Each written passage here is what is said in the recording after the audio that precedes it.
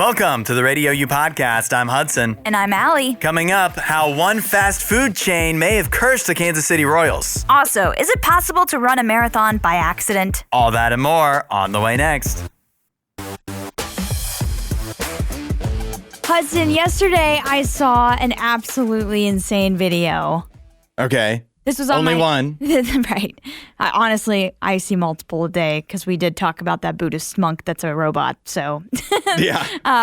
But this was a different video on my social media that came up on my feed of a woman. She was being interviewed by a local news broadcast in Cincinnati, Ohio, because recently the Flying Pig Marathon happened. And usually at a marathon. What does that mean? Well, that's in Cincinnati. And It's just a name for it. Yeah, that's the name There's for it. There's no flying pigs or anything involved. No, unfortunately, no. But usually at a marathon, they'll also have things like a half marathon or maybe even a 10K and a 5K. They'll have all sorts of different distances. Right. Usually, though, at least a marathon and a half marathon. So this 22-year-old woman being interviewed, her name's Sophia, she had signed up for the half marathon and had only run 12 miles before. That was her longest run. Okay. That's not even a half marathon. No, a half marathon's like 13.2. So she was close. She could probably get it done, you know, and she's in great shape. So she was like, I'm confident in doing this. Well, the half marathon and the marathon, they run at the same time, but the courses go separate ways. Okay. Because the marathon's obviously way longer. Oh, I thought you would just stop halfway through. Yeah, like there'd be just turn around or something. A finish. Oh, that'd be a great way to do it. You run a half marathon and then turn around and run back the other way. Well, that's not how this one worked. This course worked where they both all start at the same time, probably in different sections based off of time. But she accidentally missed the turn where you're supposed to go if you're a half marathon runner. So she ended up in a pace group that's with the full marathon. She had no idea. And at that point, she's like, I have to make two decisions here. Am I going to keep running or am I going to turn around? And she's like, you know what? I'm going to keep running. And the reason why she kept running is because the guy that was pacing their group, because, a lot of times in marathons, they'll have a pacer. He'll have a flag saying this is the time that you're running at. If you want to stay in this group, you're going to finish the marathon in this time. And this was a 3.5-hour marathon pace, which is incredible. That's very fast, actually. Yes. And the guy that was leading this group, his name's Harvey Lewis. He's an ultra marathoner, a world record holder, and this was his 100th marathon. Wow. So way to end up with a lottery pool, for your first marathon that you are running by accident to end up running in your pacer, the person that's helping you get through this. For your first ever time, you've only run 12 miles before. Yeah. And now you have to run over 26 miles. You end up with a world record holder, ultra marathoner, telling you just focus 1 mile at a time. We can do this. He's pushing you. And she runs a 3:30 in her first marathon. That is crazy to me. Are we sure this is real? I mean, she was interviewed, and also in the interview, they surprised her, had Harvey Lewis come back on. And Harvey Lewis is a content creator now, too. So he was actually recording several of the moments of them running as a group. And the group's quite large, so he's not singling out anyone. Yeah. And so I don't think he really knew while they were racing that she had accidentally missed the turn. She had been talking to somebody else, and they realized that she had missed the turn. And she just told him, I'm just going to keep going. And so they kept going. But Harvey was talking to the group as they went, telling them, focus on the mile we're in. Don't focus on how much miles we have left. Yeah. And so she was like, he really helped me get through it. But yeah, they surprised her and had him come on. And he was like, what an incredible first marathon. Well, I know what I'm doing for you when you run the half marathon later this year. Yeah? Switching the signs. Switching the signs? Yeah. 'Cause if she can do it, you can do it. No, I don't know. I don't think I could do it You yet. can. You don't need Harvey Lewis. You just need to make a mistake. That's all you need to do. Yes, yeah. One wrong turn and you're running a marathon. Yeah. I can't believe this is actually possible. That was 14 more miles than she'd ever run. Yes. And she did it in Insane pace. Yeah. absolutely insane pace. Did she ride a bike for some of it? No. I think we need to check in on I think we need some fact checkers on this.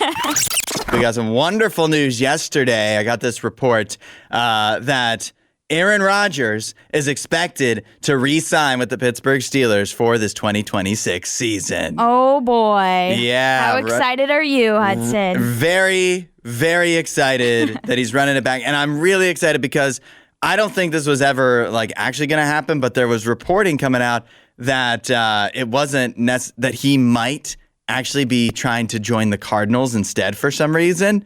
And I don't know. I feel like that was just like a leverage thing or something where he's just like, can I get a few more dollars from the Steelers to play this year? Because why would he go to the Cardinals? I have no idea why he would want to go to Arizona. The Cardinals are kind of starting over from ground zero, where the Steelers at least have some pieces. And the NFC West is way tougher than the AFC North. There's no Browns in the AFC North. If you join the Cardinals, you basically are joining the Browns. So the Browns of the NFC. So that wouldn't have made any sense. But fortunately, he's not doing that. And he's going to come back for one more season, reunite with Mike McCarthy, who he won a Super Bowl with. That's right. Yeah. It's cool to see him coming back. How old is he now? 42? 42. Yeah. That's incredible. Yeah. I think he's aged better than possibly any athlete of all time. I'd say Tom Brady and LeBron probably I would put above Aaron Rodgers, but he's right up there. He's definitely up there. Yeah. He is the GOAT, and I think he'll show it this season. I don't think he's the GOAT. I think GOAT. that's a stretch. He is the GOAT. Okay, so where do you have Tom Brady? Number 2. Okay.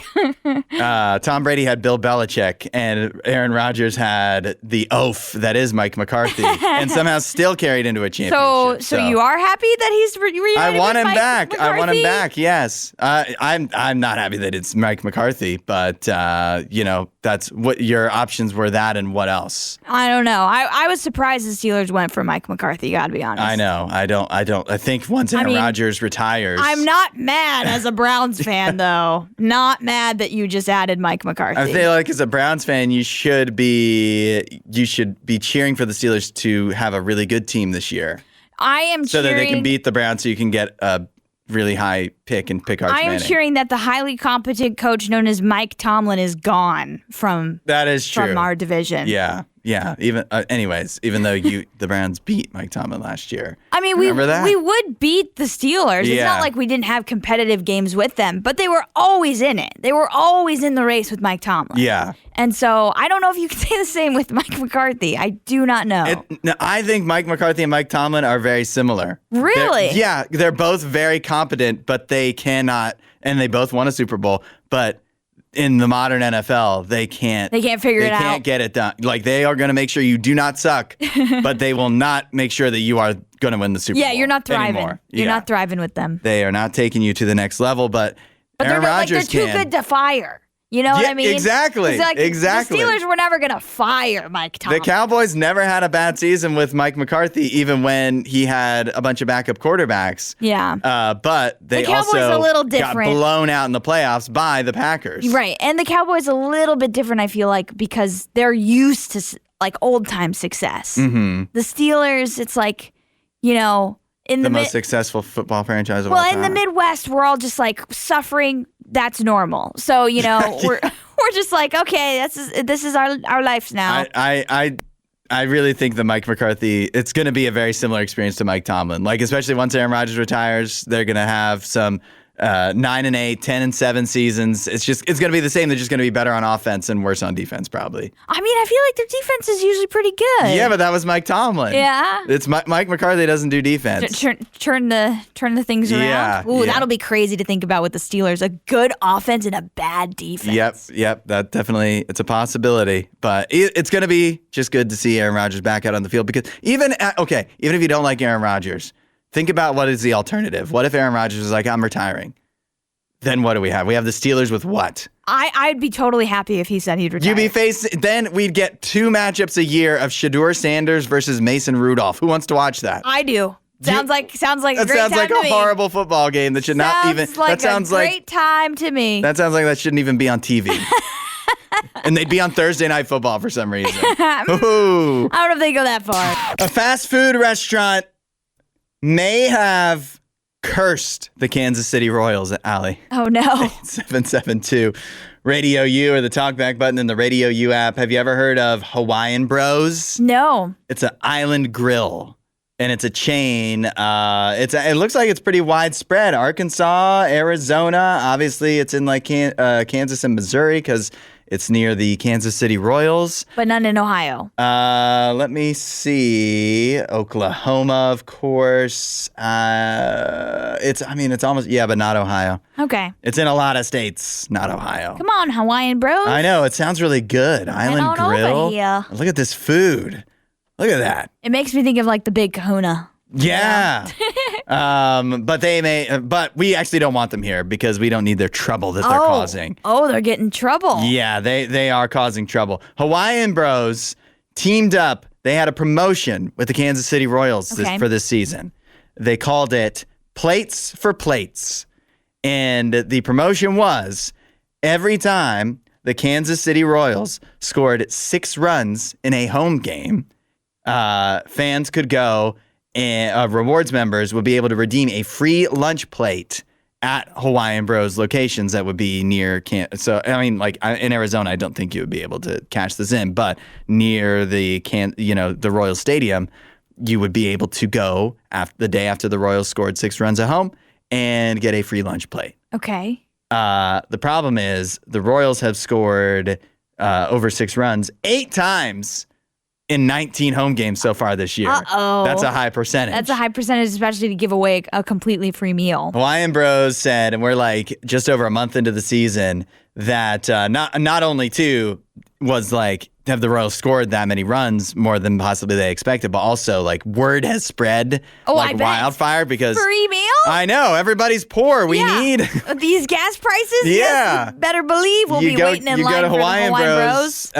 You're cheering for the Royals to score just so you can afford gas, and so they've given away more than 42,000 free meals already. And they've had over 24,000 new loyalty members sign up across 27 restaurant locations. So you had to be a loyalty member to get because I was sure it was in their app or whatever, where it would just automatically add to your account. And so, again, we're just about a month into the season, and they are pulling the plug on the Plates for Plates promotion, at least as it was currently constituted. Pulling the plug? Yeah. Why not just up the ante a little bit? Because honestly, the 6-run thing, who told them to do that? It should have been more like 10. It shouldn't be that uncommon, and something that they probably should have been clued in on. The Royals moved their fences this year for more home runs. That's right. So even if it was like looking at the schedule last year, it's like, oh, the Royals only scored 6 runs at home this many times.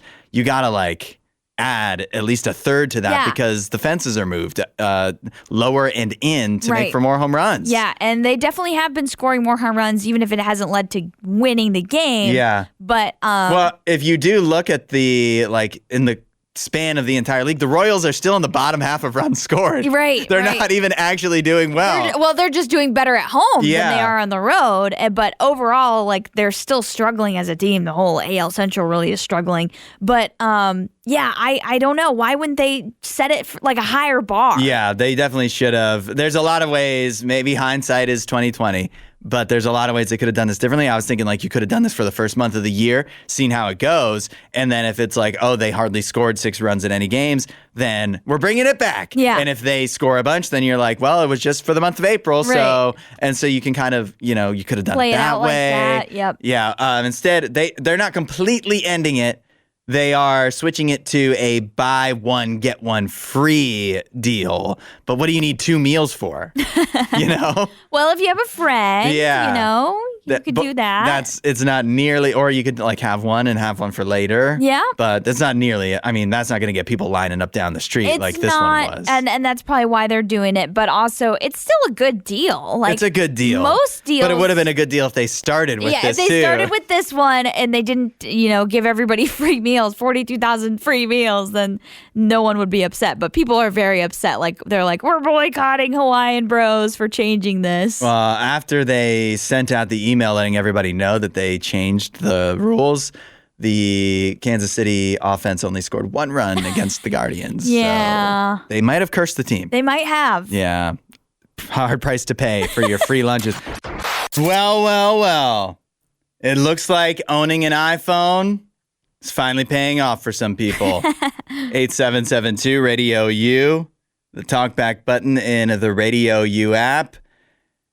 Apple, if you have an iPhone, probably owes you money. Oh. That is because they just agreed to a proposed $250 million settlement.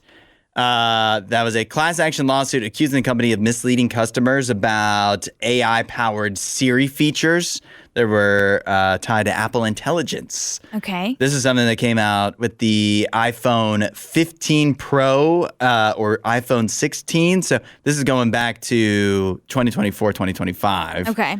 But when these phones came out at first, Apple promised a bunch of stuff with enhanced Siri kind of things.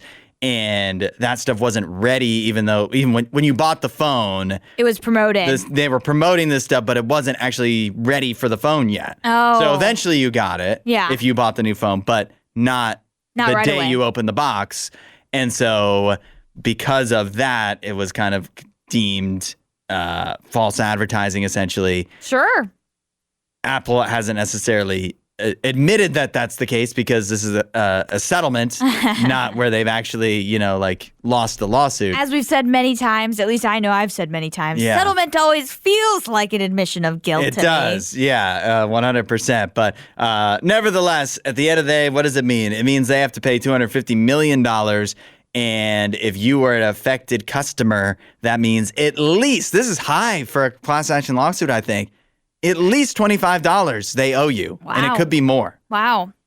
So if you bought an iPhone 15 Pro or an iPhone 16 model between June of 2024 and March of 2025, you could get these payouts. Yes, and it could be up to $95 per device. I think that depends on how many people sign up for, actually claim this. Dang, that's not bad. That's almost 1/10 of the price of an iPhone. Yeah. Well, almost.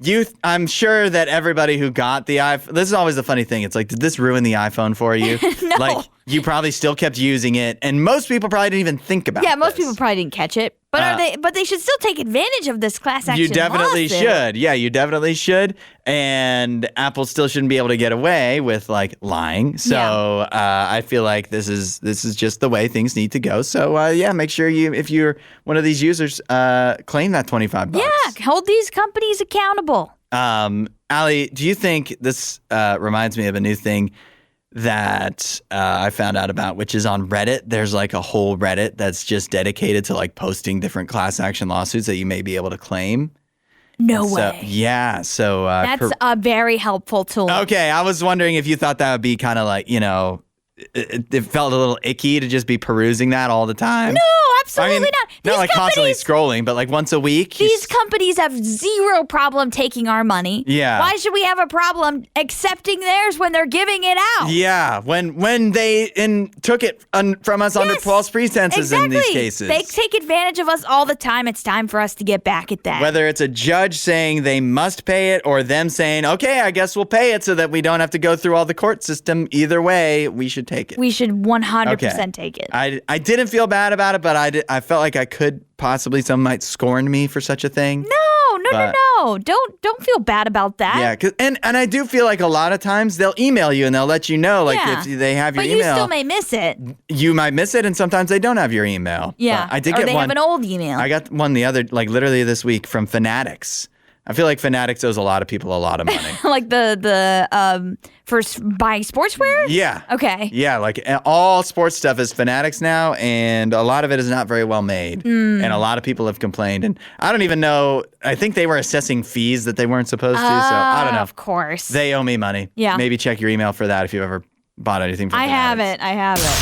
I feel like this could be really helpful for a lot of people, including pass this on to your mom. Make sure she knows about this, because I know my mom, this is helpful information for her.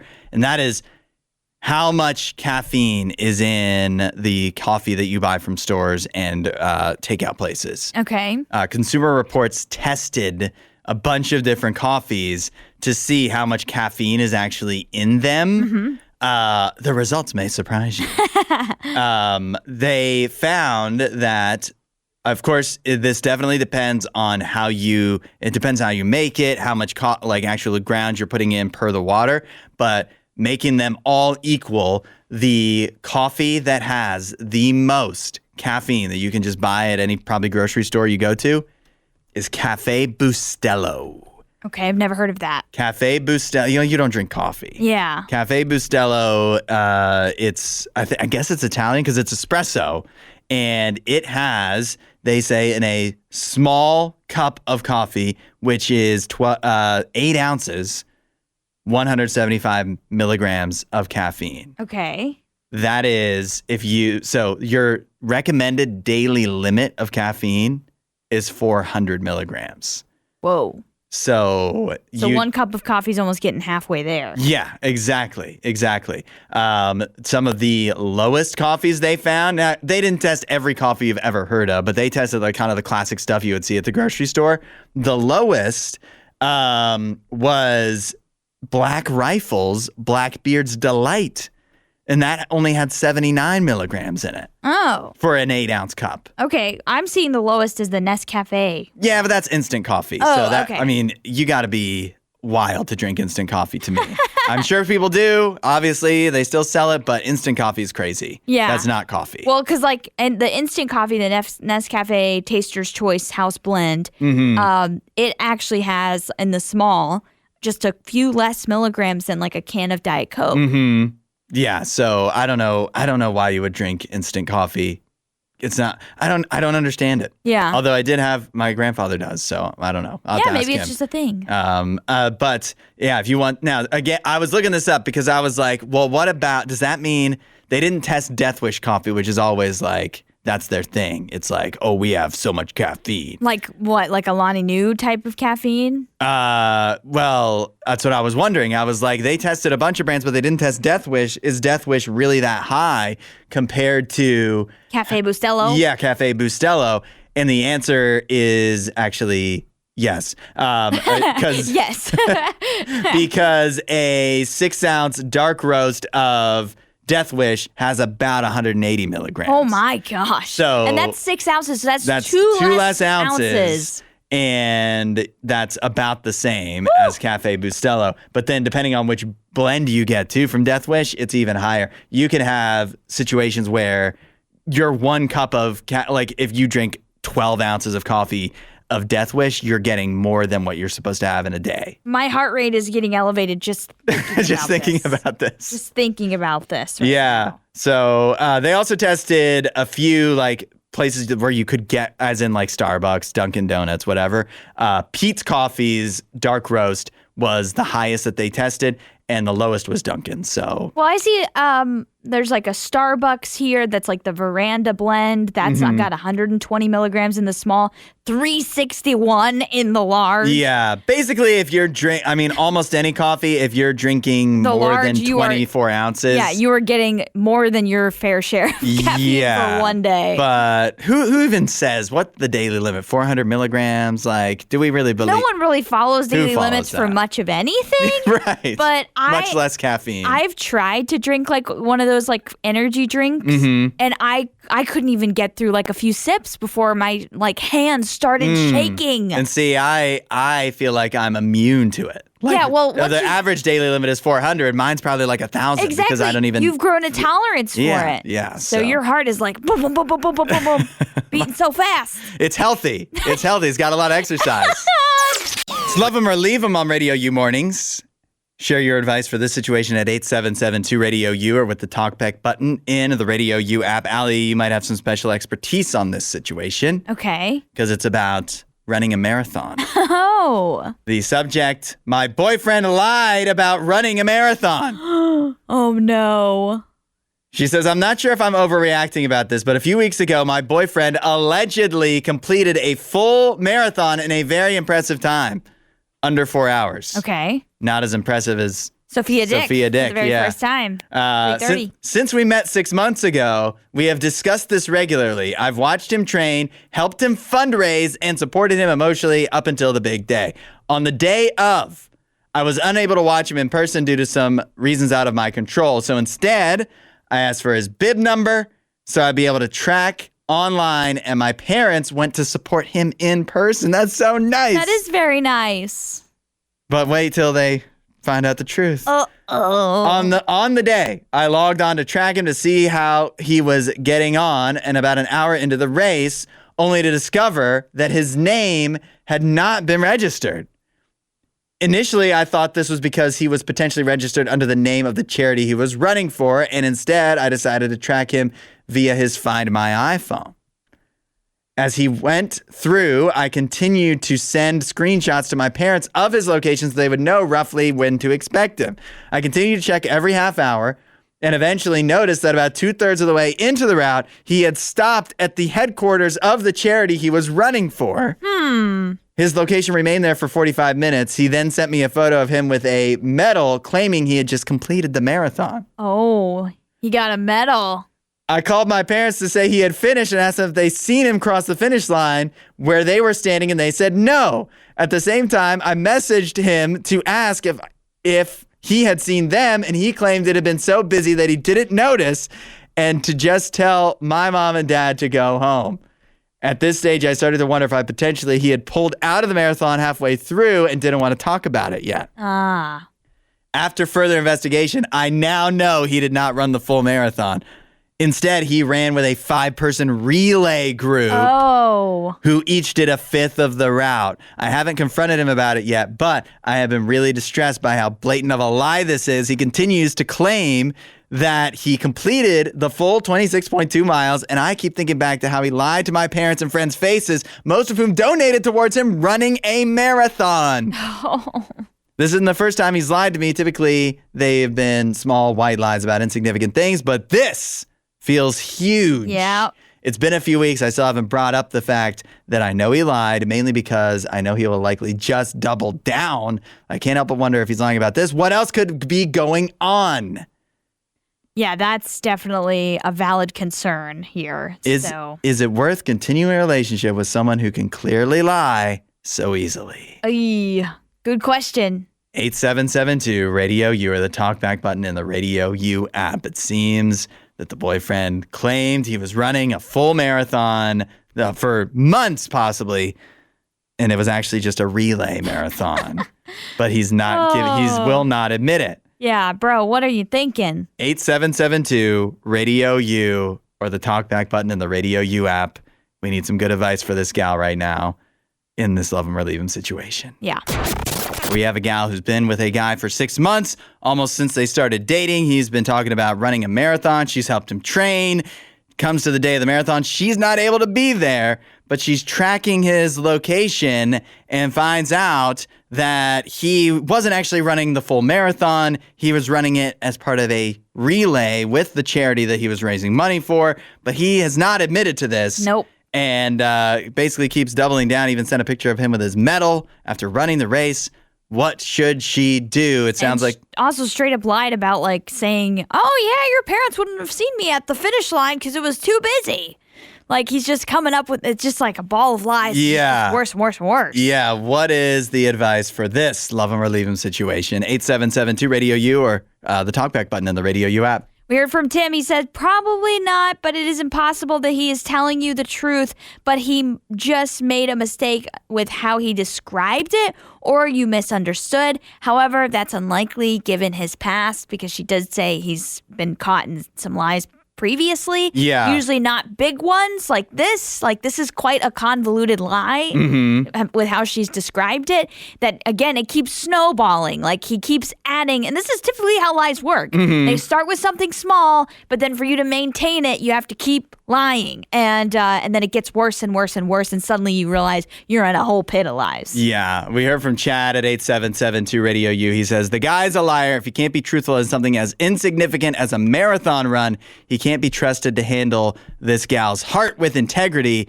Leave before you really get your heart broken. Yeah, this is a worrisome thing, because if he's willing to lie about something like this, as she kind of asked in the email, what else would he be willing to lie about? Could it be something even bigger than something like this? Right. Because, Chad, he says this is insignificant. She said he's made insignificant lies before. This to me seems pretty significant because think about it. He's probably posting on social media with the medal, maintaining with her friends, family, his family and friends. I ran 26.2 miles. Bro, you didn't. You did not do that. But if he's saying, okay, here's what I want to know from a runner. If he says I ran a marathon, but he was a part of a relay that ran a marathon, what would he say otherwise? If he's not saying I ran 26.2 miles. Yeah. Because to me, to be charitable to the guy, what I want to think back is if he once said, because this would be accurate, it's just a shorthand way to do it to me, he said, I'm running a marathon. And then everybody's like, you're running a marathon. And it starts, like it sounds like a sitcom, but it's like, if I just get through the marathon, then all this will go away. And so he runs the relay and he's like, okay, we're done. I can see how he can just be like, it's just going to be more trouble to try to explain this than to just get through this, and then afterwards, everybody will be done with it, That's what he thought. It just snowballs. It reminds me of, you remember the Boston Marathoner, the lady that faked running it and stumbled out of the crowd and ended up being the first woman finisher. And so they gave her the trophy for being the best top finisher for women. That seemed to me like a total mistake. She didn't realize she would have been the first woman finisher. If she would have come out just a little bit later, just stumbled into the race 10 minutes later, I doubt it would have been a big deal. Nobody would have caught her as a fake finisher. But because she made such a big and bold claim, they caught her. Yeah, but that's cheating. It's absolutely cheating. This guy, he didn't do anything wrong by running a relay for charity. But for the marathon. I would be upfront and honest about it, especially with your girlfriend. Why hide it from her? It's still impressive to run 1/5 of the route. It's still impressive to do that. Most people probably can't do that. I think the advice is just why are you not asking him about it? Because his reaction, if you know that he ran a relay and he was only a part of it, then if he's like, no, I ran a marathon, then that's your answer. Sign. Yeah. If he's like, yeah, and then kind of gives a halfway decent explanation, then you can make your own decision from there of, do you think this is significant enough? Because again, I can see how it turns into he wasn't really lying. He was just, it's a misunderstanding, and he's, just trying to take the simplest way rather than, guess what, everybody, I only ran 1/5 of it. I hope it's a misunderstanding, especially with the part about the finish line. If he's lying about the finish line part about it was so busy, there's no way they could see me. That's a bad thing to do, bro. Yeah. If you have a love him or leave him, email mornings@radiou.com. Happy Mother's Day weekend. Don't forget to do something special for Mom this weekend. With Mother's Day in mind, we are opening up the RadioU hotline. 877-2-RADIO-U. You can also use the talkback button in the RadioU app to let us know, what is your mom's catchphrase? What is something that... There's some things that most moms say, and then there's some things that just your mom says. Yep. Either will do, because I think... For me, one thing that I remember my mom saying a lot when I was growing up that I think a lot of moms say is, your father will deal with this when he gets home. Maybe not that exact quote. Yeah. But something around there. Being homeschooled, you're giving mom trouble all day long. Sure. And so at some point, frequently, it was just when your father gets home, there's going to be trouble. She was just that's the ultimate trump card, the threat of the dad coming home. Yeah. You didn't want to hear that. Nope. It didn't slow me down much. I still got into a lot of trouble. But then now, and this is still true when I was a kid, but it's still true now too, is it's not a catchphrase because she wouldn't say this, but it'd be hold on, I'm busy blogging. Oh, my mom has had blogs as long as I can remember. And so actually writing blogs? She writes blogs all the time. Wow. All the time about homeschooling, about coffee, now probably about bird watching and stuff. Just whatever's going on. So she's got a blog, and so we all kind of, make fun of her that she's on her computer, she's probably blogging. Yeah. And so those are the two that I that first come to mind when I think of my mom. Okay. Blogging and when I was a kid. Wait till Dad gets home. It's going to be trouble. But what's your mom's catchphrases? 8772-RADIO-U or the talkback button in the Radio U app. Allie, do you have any off the top of your head, or you need to think about this? I definitely have a couple. My mom was and still is a Coca-Cola collector. My parents were like that too. Yeah. They kind of got rid of all of it when they, like over the years, but they had a Coca-Cola collection for a long time. My mom has a huge Coca-Cola collection, still does. In fact, our nursery when we were babies, like when my mom had my older sister and then me and my brother, we all had like the same nursery pretty much. It was a Coca-Cola themed nursery. Wow. Yeah, so that's how in it she was. Yeah. So she would always say the tagline of Coke is it. Okay. So she would say that a lot. Do you like that better than Coke and a smile? No, she would say like all sorts of different Coke things, but particularly Coke is it. Yeah, Coke is it. The thirst quencher. No, wait, that's Gatorade. Yeah. 8772-RADIO-U or the talkback button in the Radio U app. Let us know your mom's catchphrases. We have the Radio U hotline open. 8772-RADIO-U. Text in or use the talkback button in the Radio U app to let us know what your mom's catchphrase is or was. I said my mom always would say, wait till your dad gets home. She doesn't say this, but it's just like, hold on, I'm busy blogging. That was a thing that she was doing. This is going in my blog. I read a blog about that. Yeah. We heard from Sybil. She said at 8772-RADIO-U, my mom always said, be wise when my twin sister or I left the house with our friends. She still says it to my nephew. Be wise. That's good advice. Yeah. Something to think about. Yep. We heard from Desiree. She says, what about I hope you have children that act just like you? I definitely got that sentiment a time or two from my mom. We heard from Dee, who says her mom's catchphrase was, if you can read, you can learn to do anything. Nice. Yeah. Yeah. My mom had a couple others. She would always quote the Monsters, Inc. Mike Wazowski line of like when he's singing that song, put that thing back where it came from, also help me. She would say that sometimes. And then there's an inside joke kind of in our family, mainly with her and her sisters. And I can't remember exactly how this started, but anytime they give each other gifts, they would say this. And so my mom would say this all throughout our childhood, and she still says this all the time. They would say, thank you, thank you, Easter Bunny. I don't know where it started. I can't remember. Yeah. I'm trying to remember the story of how this started because I definitely know the story, but I can't remember it off the top of my head. Most families have like catchphrases like little that where weird it's things. like inside jokes. Yeah, all my that family don't make has sense. some wild Because ones. I was thinking my mom has a lot of like catchphrases that aren't her own that are like references to stuff. Yeah. And whether it's references to actual movies and TV shows or like stuff that she said when her and my dad were dating or whatever. But one that I do remember and like there's a story behind this, but she would say, when we get home, I give you kids a beating like you never forget.